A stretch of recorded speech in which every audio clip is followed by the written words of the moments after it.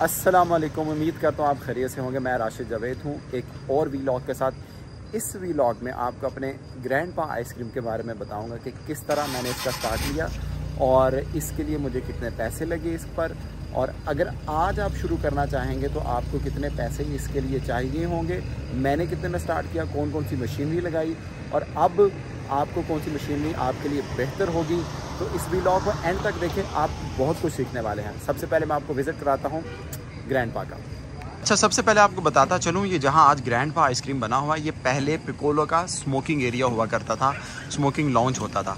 Due to corona हमें पता था कस्टमर यहाँ इंडोर पाबंदी थी, लोग नहीं बैठते थे, तो हमने क्या किया, मैंने थोड़ा सा आइडिया लगाया क्योंकि आइसक्रीम का बिज़नेस करने का मुझे बहुत शौक़ था और इसको मैंने अपनी जॉब के दौरान करने को सीखा था। तो मैंने अब इस कॉर्नर को किसी न किसी तरह से यूटिलाइज़ करना था, तो मैंने सोचा कि चलें अब इसको यूटिलाइज़ करते हैं। तो आपको इस बात से अंदाज़ा होगा कि अभी भी ये जो बाबा जी लगे हुए हैं, बाबा जी कहते हैं कि अगर सिगरेट, ये आपके लिए स्मोकिंग एरिया है, लेकिन अब ये स्मोकिंग एरिया नहीं रहा। आने वाले दिनों में हम इसका थीम चेंज करने वाले। ये अंकल जो है कहीं किसी पेंट के नीचे या फिर किसी डिज़ाइन के नीचे ये छुप जाएंगे।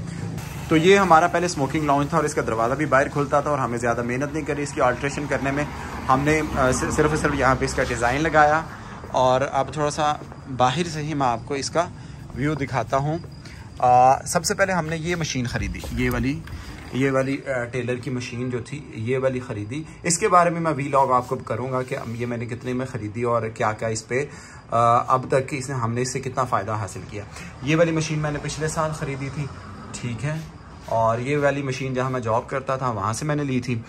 और इसके साथ ये छोटा सा एरिया था, 8 बाई 12 इसका साइज़ था, तो इसमें हमने अपना सारे का सारा काम जो है वो जो हम कर सकते थे। मैं अगर बात करूँ कि गुजरांवाला से लेकर अगर आप चले जाएं आप पिंडी तक, तो मैं ये कह सकता हूँ आपको ऐसी आइसक्रीम नहीं मिलेगी। तो ये वाला एरिया था सारे का सारा। इस पर कितना खर्चा आया था, क्या क्या इस पर एक्सपेंस आए, हमने इसको आगे किस तरह लेकर चले और इसको किस तरह लेकर चले, और मैं अब आपको अपने कुछ डॉक्यूमेंट्स शेयर करूंगा जिस पे सारी की सारी डिटेल लिखी होगी कि इसको हमने कितने पैसों में लॉन्च किया था। ये हमने बाहर बोर्ड लगाया था जी सारा, और मेन्यू भी इसके ऊपर ही है सारा, ठीक है। ये थोड़ी सी इंस्पायरेशन थी जिस तरह से मैकडॉनल्ड या हार्डीज़ या उन अपने टेक अवे करते हैं उस तरह से इसकी, और हमने इसको एक कार्ट का रंग दिया था ताकि कार्ट की शेप लगे ये प्रॉपर। और ये एक छोटा सा मॉडल था। और अगर मैं बात करूं कि कोरोना में हम जो सर्वाइवल पे रहे थे वो इसी की बेस पे रहे थे, आइसक्रीम की बेस पे। स्टार्टिंग में बड़ी सेल कम थी। अब मैं आपको ऑफिस में जाकर इस डॉक्यूमेंट शेयर करूंगा कि मेरे कितने पैसे लगे थे, और अब अगर आप दोबारा स्टार्ट करते हैं तो आपको कितने पैसे आपके पास होना ज़रूरी है, कौन सी मशीन आप लगाएंगे तो इतने पैसे आपको चाहिए होंगे। तो चलते हैं हम ऑफिस की तरफ। ले जी, मैं बताने वाला हूँ जी, जब 2021 में हमने आइसक्रीम का एक प्रोजेक्ट ओपन किया था अपना ग्रैंडपा आइसक्रीम के नाम से, तो हमारा उस पर कितना एक्सपेंस आया था। तो मैंने टेलर की एक सॉसर मशीन ली थी जो मैकडॉनल्ड भी यूज़ करता है, वो तकरीबन जो है वो 5 लाख रुपए की आई थी। उसके बाद स्लश मशीन मैंने ताइवान मेड थी, वो 2.5 लाख रुपए की आई थी, ये ब्रांड न्यू थी, ये यूज़ में थी। और उसके बाद मैंने एक डी फ्रीज़र लिया था, उस वक्त वो तब बहुत सस्ता था, 50,000 का था। उसके बाद 2019 में मैंने ये जिलाटो मशीन जो है ना वो ले ली थी, क्योंकि मुझे पता था कि मैंने कभी ना कभी अपना काम शुरू करना है तो मुझे इस आइसक्रीम की ज़रूरत पड़ेगी। प्रिंटिंग मैंने करवाई जी 99,000 रुपये की, उस वक्त बहुत सस्ती थी। उसके बाद मैंने सिंक 25,000 का एसएस का बनवाया, इलेक्ट्रिक वर्क करवाया। ये बड़ा ज़रूरी था क्योंकि मशीन की सेफ्टी और लाइट की प्रॉपर हर फेज़ में प्रॉपर बिजली जो है वो आना बहुत ज़रूरी थी। तो उसके लिए मैंने सारी की सारी रेक्टिफिकेशन भी इसकी करवाई थी। और उसके बाद रेनोवेशन जो करवाई थी वो तकरीबन 2 लाख रुपए की हुई थी। तो वो रेनोवेशन में इसका लोगो भी शामिल था, इंटीरियर एक्सटीरियर सब कुछ शामिल था जी। रॉ मटेरियल्स फिर मैंने इसके लिए थे तकरीबन 2 लाख रुपए के दी। तो तकरीबन जो मेरा एक्सपेंस हुआ था वो 15,44,000 रुपये हुआ था।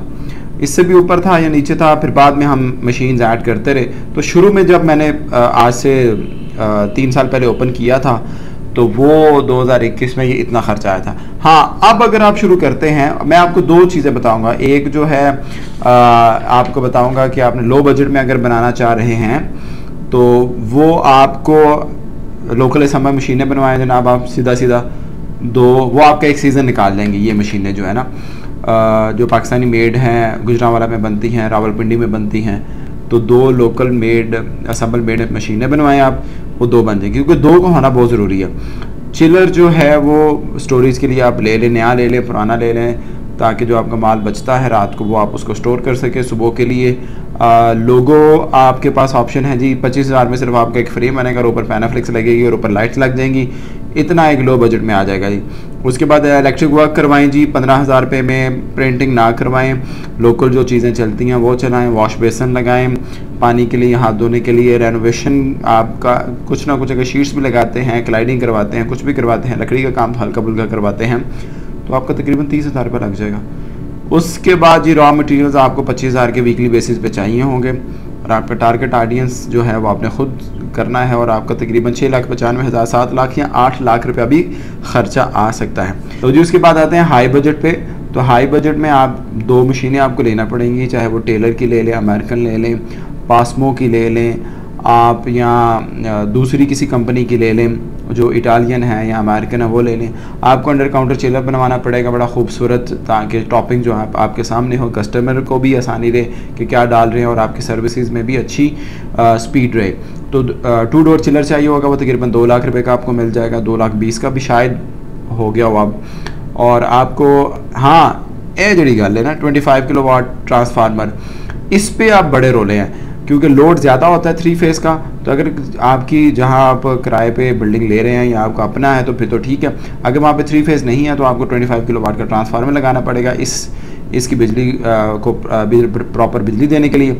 अगर नहीं लैंडलॉर्ड लगवा के देना तो आपको ये भुगतना पड़ेगा, तो आपको ही लगाना पड़ेगा।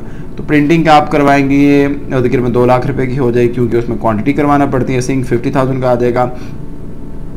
उसके बाद जी इलेक्ट्रिक वर्क आपका आएगा जी डीपी कनेक्शन के साथ 2,50,000 खर्चा आ जाएगा। इंटीरियर 5 लाख का भी होता है, 10 लाख का भी होता है, ये मैंने मिनिमम बताया जी, इतने लग जाते हैं। ब्लेंडर आपके शेक्स वगैरह बनाने के लिए आपको 1,20,000 रुपया तकरीबन मेरे हाथ से काफ़ी होगा। और अगर आपने लोकल लेने हैं तो आपकी मर्ज़ी है।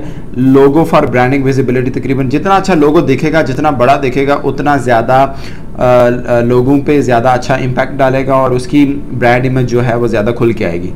तो उसके बाद एयर कंडीशन आपको लगवाने पड़ेंगे, एसी लगवाने पड़ेंगे अंदर, ताकि इंटरनल जो टेम्परेचर है वो ठीक रहे। आपकी मशीन्स के लिए तो चले आपने एग्जॉस्ट लगा लिया, कूलर लगा लिया पिछली साइड पे, तो ये वो गुजारा हो जाएगा। आपकी मार्केटिंग का बजट आपने खुद डिसाइड करना है कि आपने कितना मार्केट उसको करना है। उसके बाद आपको चाहिए होगी ओपनिंग स्टोर रॉ मटेरियल्स, आपको इस आइसक्रीम के फ्लेवर्स हो गए, चॉकलेट्स होगी, कुछ भी होगा, तकरीबन 5 लाख आपको रखना पड़ेगा, ताकि आपके 10-15 दिन जो है अच्छे आसानी से गुजर जाएं। स्टोर में इतना रखें, ये बड़ा ज़रूरी होता है। और आपको तकरीबन आपका 52,20,000, ये 60 लाख रुपये में खुला डुला खर्चा करें ना। लेकिन मैं आपको रिकमेंड करूँगा, आप मुझसे पूछना था कि कौन सा आइसक्रीम करने का काम करना चाहिए। जब आपके पास इतने पैसे हैं ना जनाब, तब आप आइसक्रीम का काम शुरू करें। आप अच्छा मार्जिन भी हासिल कर पाएंगे, आप अपने ब्रांड की इमेज भी दे पाएंगे, आप जो हैं वो लोगों को अपनी तरफ बुला भी पाएंगे आसानी से और टेस्ट भी दे सकेंगे। तो यहाँ पे करते हैं वीलॉग को एंड जी। अगर वीलॉग पसंद आया, कुछ सीखने को मिला हो तो इसको लाइक करें, शेयर करें और सब्सक्राइब करें। अपना बहुत सारा ख्याल रखें, खुश रहें, आबाद रहें, सलामत रहें जी। अल्लाह हाफ़िज़।